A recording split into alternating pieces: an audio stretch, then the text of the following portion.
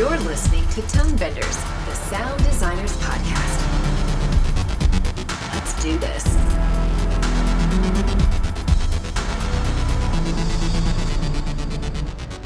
Hello and welcome to Tonebenders Sound Design Podcast, where we talk with the sonic artists behind our favorite films, series, and games. My name is Tim Muirhead, and I will be your host for today.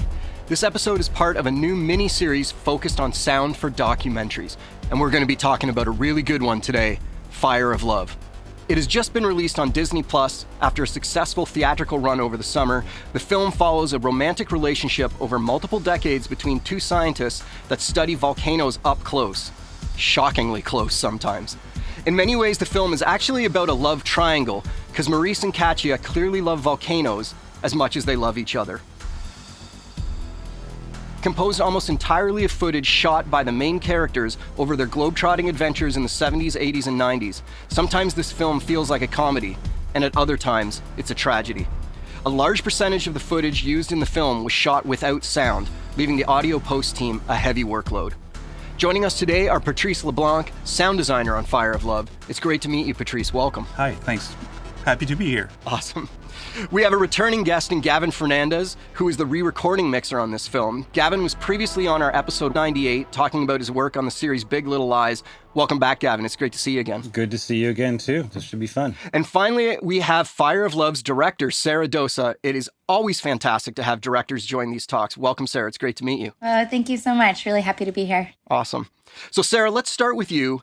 What were your hopes for the sound of this film, and how did you communicate that with the sound team when you first started talking with them? We had many hopes for the sound of Fire of Love.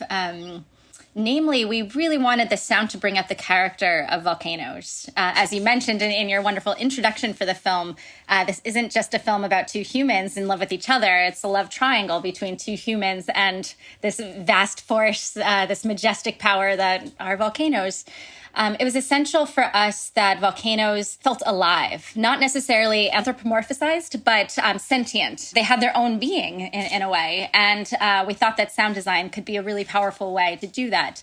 We were so lucky to work with Patrice Leblanc and Gavin Fernandes in this journey, two masterful, wizards of sorts, who I really feel like were able to conjure that grandeur and that life force of volcanoes. Within the magnitude, though, we also wanted intimacy with our human characters to kind of place kind of the smallness of humans against this huge force. And so getting to have such precision with things like Katia's footsteps on the lava, or the way the tactile sounds of the animation, that where you really feel like the paper, and Katia and Maurice are inhabiting kind of this research world of books where they first fell in love. It was really wonderful to kind of play with the delicacy of sound as well as the kind of magnitude of the volcanoes. We had a lot of evolving conversations about this. Luckily, Patrice and Gavin are so creative and so open and so collaborative. So it was a really wonderful dialogue between us and our two editors, Aaron Casper and Jocelyn Chaput, who did a tremendous amount of workload building some of the initial sounds early on in the edit. So, Patrice, when you first get the film, you have the sounds that the editors have put in, I suppose, but I assume a lot of it was a blank canvas for you. How did you feel about that? I would say that the work that Jocelyn and Aaron did was very thorough. More than the basic ideas were there, but the quality of the sound wasn't optimal. So it was the first thing that was important to me was to respect the work that was done by the image editors, because archival footage is kind of a different beast, and in this kind of movie, in documentaries, and I don't think that you can edit the film without sound. So Aaron and Jocelyn really had to do a lot of work on sound first. My first job was to respect the work that they did and kind of enhance the ideas. But there were a lot of things that were lacking, like Foley and stereo ambiances and differentiating the different volcanoes to have a more realistic aspect to the narrative. So that was the first thing that come up. I would say, to add to what Sara said, when we first meet up, the thing that struck me was I asked her, what film should I watch to be influenced or to to have a feeling for Fire of Love. And she talked about Sweetgrass, the film by the Ethnosensory Lab. And it's not a film about volcano, it's a film about sheeps. And there's a kind of heightened reality. And that's the main objective of the sound in Fire of Love. So that was both my anchors. So the work of Erin and Jocelyn, and what we talk with Sara. So heightened reality is kind of an interesting statement, because when we think of heightened reality, we think of, especially for a volcano movie, huge explosive volcanoes. Yeah. But there's something that kind of changes the reality of this film that's very different from a lot of other documentaries, and that's the narration. In most documentaries, the narrator is the voice of God that comes down and gives us the information we need. The narration in this film is soft. It's almost like it's being whispered in our ear at times. It's very delicate, and it's being juxtaposed with these huge mountains exploding fire out the top of them. Gavin, do you want to talk about how you tackle mixing a narration that is so soft and intimate and keep it like we're having that feeling of being spoken to individually, kind of? I mean, a lot of that is in the performance. It was a very intimate recording of a very intimate, performance of the words. Because the words read by, you get some famous actor to read it, would have been a regular IMAX movie or a regular Discovery Channel documentary, where all of a sudden, they're telling you and they're talking at you. And Miranda's read was very much talking with us and talking to us. And I think that's how you get the emotion in there, is that it becomes a first-person experience as opposed to a third-person spectator experience. So a lot of that, I can't take credit for that. On a technical level, what happened was it came from, Sara, tell me if I'm wrong, 5 recordings?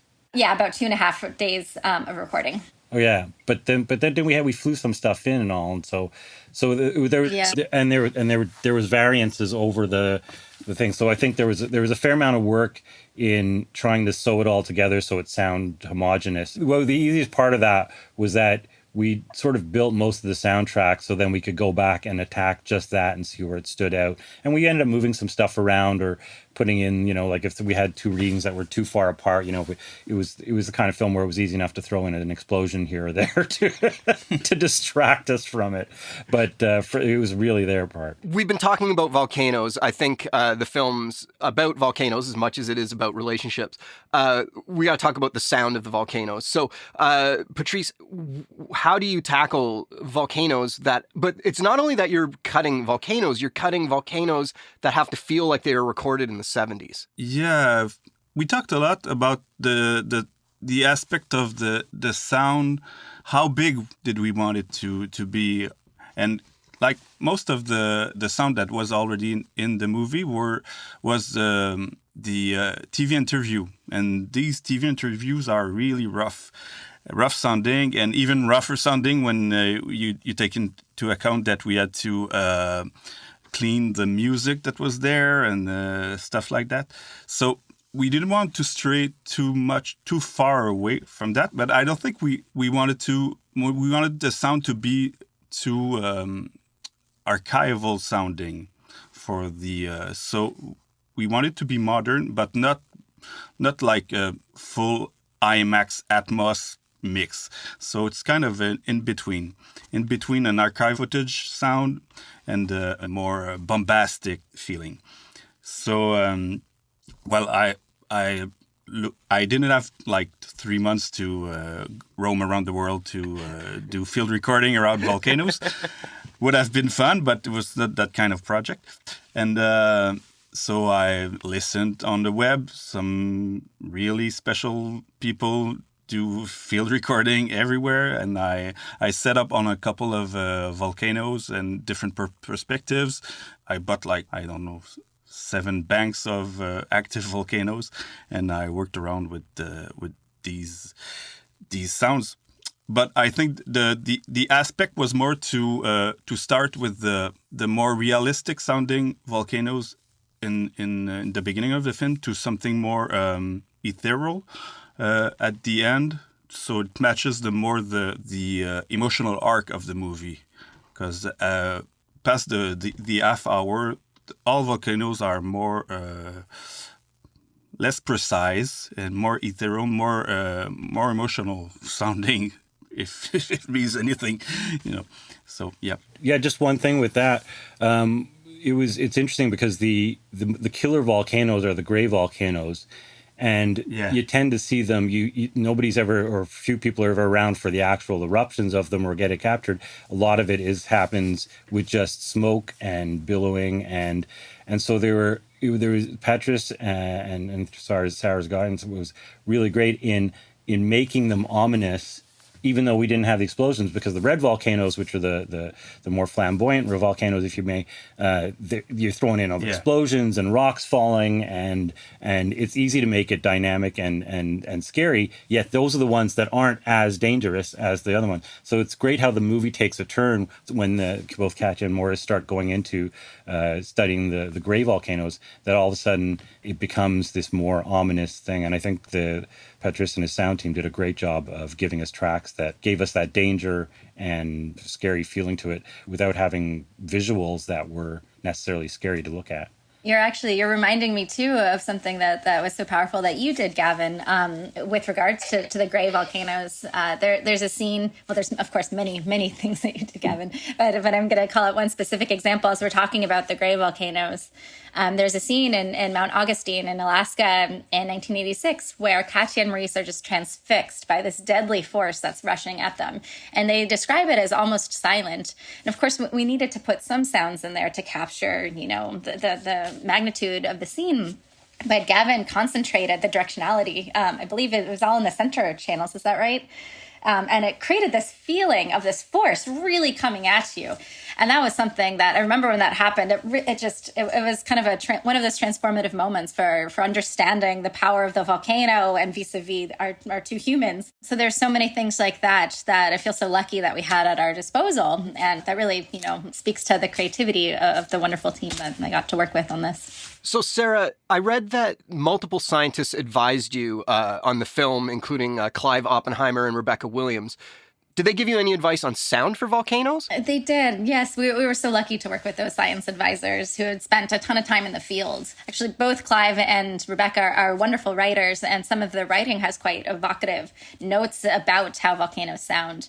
One of the things that was most notable to us as we were doing our research and having conversations about sound was the utter unpredictability of volcanoes and how that is expressed through sound. For example, a red volcano that is seemingly, quote unquote, friendly in Katya and Maurice's terms can be kind of hissing and moving somewhat slowly, kind of popping and sizzling. And then all of a sudden, there's a huge boom somewhere in the distance that catches you off guard and kind of gives that total aliveness and sense of danger that at any moment something could happen, even when you think this, magmatic beast. So that was especially informative from a narrative perspective to always have that element of surprise and that tension building and how that can be powerfully expressed through sound.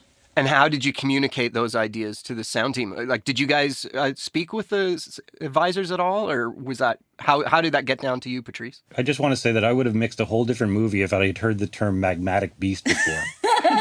Sorry, Gavin. What a great term. I think on my part, this information was passed to Aaron and Jocelyn, because they were the picture editors, right? Yeah, they were the sound that they made for the rough cut, the first cut, the ideas were there. So I took the ball rolling and went with it. And I think I did a first edit on the first 15 minutes earlier in September, and we started to work on the post in November.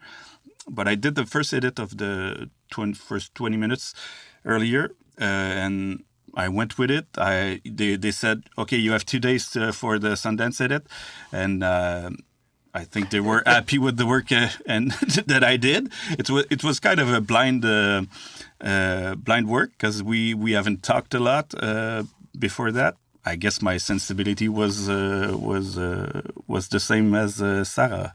So. Just Yeah. so you know, the timeline of that movie was, how much was it advanced, Yeah. Sarah? It was like moved up by 6 months or 4 months. So what was Exactly. supposed to be a summertime production and mixed ended up being crammed before Christmas, and Patrice had barely 5 weeks to get the whole thing together. More like 3 weeks. More like It was a tremendous exaggerating. amount. It was such a heavy lift in a short amount of time. And so the quality of the work is like, I think that just makes it all the more exceptional of how great it was. But I think you're right, Patrice. You know, we started out with this, we had a few sections that we were going to design for our Sundance cut to really put our best foot forward. That was our target for a deadline and for an ideal world premiere. And it was a wonderful rehearsal of sorts to really be testing out our sensibilities and ideas. And as Patrice said, we found ourselves very much on the same page. And it was such a delight to get those initial scenes back and to be like, yes, this is exactly what we were hoping for. And that really kind of served as a first moment to establish kind of a shared language of how to communicate these ideas moving forward and how to go about making the sound design for the rest of the film on our extremely compressed timeline. As a viewer of the film, it didn't feel like it had been rushed. It felt really wonderful and it's playful at times too. The other thing I really enjoyed about the soundtrack is the way the music is mixed, Gavin. It's almost interacting with the characters. Sometimes, like there's a really great scene where we're listening to a piece of music and then we go underwater and see the lava coming out underwater, and the music goes underwater too with us, even though it's not supposed to be like actually present music. Not it's a score at that point. Yeah, non-diegetic, yeah. And then there's a moment where the music stops when they crack an egg on the frying pan. Like, there's really fun moments with the music. Was that all built in when you got it, or how did you go about it was all that placement and even those decisions? ideas. I think the underwater was Jocelyn, and I think and Aaron, and Aaron and Jocelyn were present in the process more so than a lot of productions I work on, right till the last day of mix, and even past that with corrections that we're doing remotely. I assume, Sarah, these are all choices you made, but they were adamant, and there was stuff that got moved here. We went through multiple conforms. Another we mixed this movie completely out of order. We mixed it 4, 2, 1, 3, 5 as far as the real numbers go. So we started close to the end and then we came back to the beginning, and it was really quite a strange process, but it was happening just because the timeline had been the mixed timeline had been compressed so much, and so we took what was ready, or if there was music that was coming in, but those were editorial choices that they had started with, and we didn't play. Like the first time I went through with the underwater music, with the creeping lava underwater, I hadn't gone to that. I just let it played out the way it was playing out, and they were like, "No, let's do the underwater thing," and we just split it off and did it. And so, and they're all great moments, but I can't take credit for that. That was all the geniuses that were at Sarah's house in the basement editing. But the execution was all you. I'll take credit for the high pass filter, the low pass filter. Both are being so humble. It was a wonderfully collaborative process the whole way through, from working with our producers, our executive producers, all the way to the sound at the end. And I'm hopeful that collaborative joy that can come with when you have really wonderful relationships with your team is felt in the film. You know, Katya and Maurice were so collaborative. They did everything together in order to reach their beloved volcanoes. And I don't know, I like to think that some of the way that they worked kind of filtered into our process, whether it was, the incredibly long hours and hard work that Patrice and Gavin put into making this film and finding the crazy puzzle piece of a schedule to make it happen, or how we all worked with stuff that Aaron and Jocelyn had put in early on, and to enhance and inflect and change and develop through the post sound too. So just really want to shout out how wonderfully collaborative and fun that process was. It was really fun, and we had COVID looming over our heads with Omicron, and it was daily testing, and our final playback. 2 people flew into Montreal the first week of January, never got to see the movie, and flew out of Montreal. They were in quarantine in Montreal for 4 days and watched it remotely on an internet link, and that was their playback. And they'd literally flown here for that, and it was a shame. It was just so sad. Yeah. Oh, that's a bummer. Okay, I have just one last question for you. It's not the most dramatic question, but it's something that all sound people will be able to relate to. The ending of the film, as we go towards the end of the footage you get from the main characters, we transition from film to videotape. I have had some experience trying to use sound from video in the early 90s, and it was a nightmare. How was the sound on those early 90s videos? Patrice, you done first pass of restoration. Yeah, it was all right. The thing It was all right? Yeah. Okay. No, the thing is that you're talking about the sequence in Japan. Well, just for sure. Yeah, any of the video as opposed to film stuff. But Yeah. The thing that was weird because I worked the sound on the final edit, but after our first week of mixing, when we came back to after Christmas, we got news that most of these images we didn't have the rights, so I had to sync other sound to a new images. So that was done in a rush, but it kind of felt right for the image. It's really rough feeling images, so the sound was really rough too. So it worked fine. And I think we owned it too. The stuff that was archival, we even added in like almost like magnetophone sort of hums and buzzes and a bit of hiss and stuff. So we didn't have to make it pristine and make it sound like it's a 2022 recording. Which I got to tell you, field recording is not progressed all that much for some things. We've got more tracks, but there's still, if you're in a hostile environment, you're in a hostile environment. And so we owned it. We didn't try and make it to something it wasn't. So went with Patrice's work use of RX to get it to a first pass. Then we saw what's the feeling for this? And if we were playing it, a lot of that archival stuff plays mono in the center.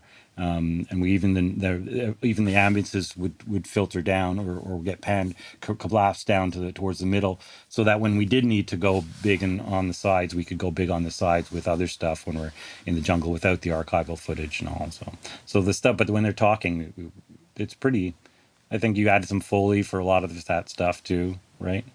Yeah, and it was set up in the first reel too, because we see them at the beginning, and so if it works in the beginning, it would work in the end. So we also had like 2 or 3 places where they stopped the playback of the video narratively. Sara had done that, and so this will be the last picture we see of Katja and Morris or something like that, and so. It even enhances the fact that we're playing a hum and a buzz and click that are stopping this action. It's like, okay, we're no longer listening to the archive. So we had these points where it was already sort of written into the soundscape, but as just by the way Sara told the story. So Sara, we often have sound people on this show. We don't always have directors, so it's great to have you here. Sound people are always talking about what they learned from the directors. So I was wondering if we could take this opportunity to maybe say something that you learned from the sound team that you'll take forward on your next project. Wow. There's so many things I learned from Patrice and Gavin. It's going to be hard to summarize. I think one of the things, first, I just want to say, it was a true delight. Like, when I immediately think about the process, it immediately was one of my absolute favorite times in working on this film. And this was a film full of joy, but getting to finish the process with these two, I can't help but smile. So I think one lesson is just how important it is to find your people who you can form the shared language with, who are wonderful listeners and also have, wonderful ideas that they bring to the table too. I feel like we established a great collaboration in that sense. And I think in terms of kind of the artistry of sound design, I had never worked, actually. I had done 5/1 mixes before, but I feel like the way that we were thinking creatively about directionality, for example, as well as the narration with Gavin, really taught me so much about where to put the audience's attention, how to bring out again, I keep coming back to the word life force. Like, I feel like sound imbued a life force into the volcano in such a powerful way, and getting to play with directionality in that sense was truly incredible. And with Patrice, the utter delicacy of some of the sounds, I feel like there was such a love and a precision that went into every single thing. And, we sometimes have questions of like, oh, what is this one thing we're hearing? And Patrice would know exactly what it was.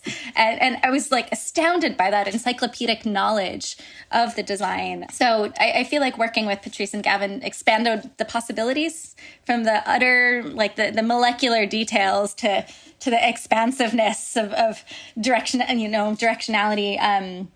It's made me feel like so much more is possible. I think it really taught me that sound is utter magic, and I think the best kind of magic, like those who know how to wield magic, know the minutia of it all so fluently that it seems like magic to others. But for me, it felt like a real magic, and that was what was needed for a film that I think is ultimately about magic and mystery of our planet.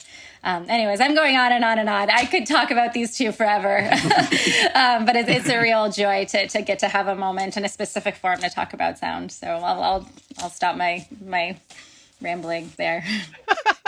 That was awesome. I love the magic part. Thank you very much for talking with us today. I really enjoyed the film, and I hope people seek it out now that it'll be easier to find on Disney+. I was lucky enough to get to see it in a theater. Just quickly, I was listening to another podcast, a movie review podcast, and they had an episode saying, this was back in July or August, saying, what their favorite movies of the year were at that point. And Fire of Love was one of their number ones. So I literally went out that night to see it because I didn't know about it at that point. And I was super glad I enjoyed it. And it's a wonderful film. So everybody out there, go find it and enjoy it yourself. Thanks. Thank you. Thanks for making this happen. Thanks so much. Awesome. Really appreciate it. Thanks, Tim. I love that part near the end where Sara talks about the sound design process as being magic.